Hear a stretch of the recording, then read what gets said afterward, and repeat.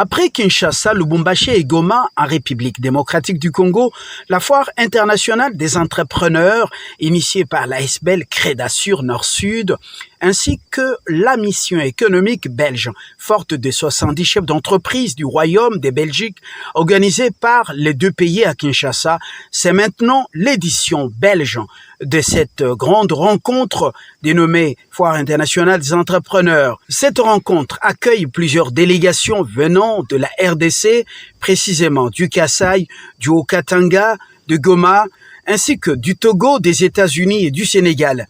Le président du Sénat, Modeste Batlukebo, coparrain de cette foire, est accompagné de 9 sénateurs et de quelques députés nationaux. Et dans la suite également, le gouverneur du Kasaï, 9 députés et ministres provinciaux de cette nouvelle province, issus du démembrement du pays, 17 ambassadeurs des pays africains accrédités auprès du Royaume de Belgique ont répondu à l'invitation d'Esther Micheng-Mbidi. Elle a reçu les délégations à l'ambassade de la RDC à Bruxelles pour un cocktail dînatoire avec le soutien de l'ambassadeur de la RDC, M. Ndongala. De Crédasur, et je salue sincèrement ici l'initiatrice, Mme Esther Micheng, qui est une femme brave, une femme déterminée à réaliser quelque chose et qui a une très bonne équipe.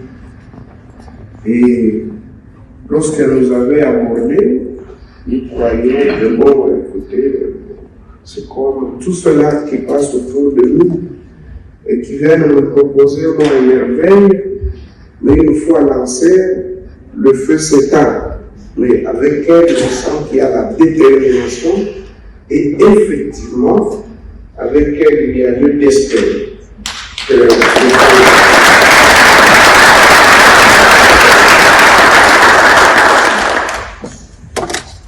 Cette brave dame, elle est dans les avions, elle a sillonné la République démocratique du Congo et nous tenions à l'honorer, bien qu'en ce moment, il y ait des matières hyper sensibles qui sont en traitement au Parlement, notamment la loi électorale, la situation de la rupture de la paix et de la sécurité à l'est de notre pays, des questions liées au prix, à l'inflation importée du fait notamment de la guerre en Ukraine. Et donc, il y a beaucoup de questions importantes, mais celle-ci aussi ne l'est pas. Pourquoi? Parce que, comme je l'ai dit dans l'introduction, si on ne produit pas, si on ne donne pas à manger, si on n'offre pas les logements, l'éducation, la santé à la population, ça ne sert à rien de faire la politique. La politique a pour finalité de rencontrer les préoccupations du peuple au nom duquel nous parlons ou nous prétendons parler. Voilà pourquoi nous avons mis toutes ces questions-là, y compris celles qui se traitent aujourd'hui, sont importantes. C'est ici l'occasion d'interpeller les uns les autres pour que nous puissions savoir que si nous voulons réussir, nous devons avoir toujours la détermination d'aller de l'avant. Il faut croire en ce que l'on fait. Il ne faut pas que ça se passe comme par aventure. Il n'y a pas de petits projets, ça n'existe pas. Tous les projets commencent toujours par un. Ceux qui sont grands aujourd'hui ont commencé par de petites choses. Ceux qui sont les grandes puissances aujourd'hui ont commencé par de petites moyennes entreprises. Et aujourd'hui, le thème sur l'inclusion financière des professionnels est plus que révélateur parce que les difficultés que rencontrent justement les petites et moyennes entreprises, c'est essentiellement les problèmes liés au financement, les problèmes liés à la formation, les problèmes liés à l'emploi de qualité. Vous savez, quand vous avez un bon personnel, c'est plus que l'argent en banque. Et donc, toutes ces questions, pour ne pas déjà vider la substance de la conférence, seront sûrement développées par les professeurs et je voudrais vous inviter en tout cas à en tirer grand profit en capitalisant tout ce qui sera dit par les uns et les autres.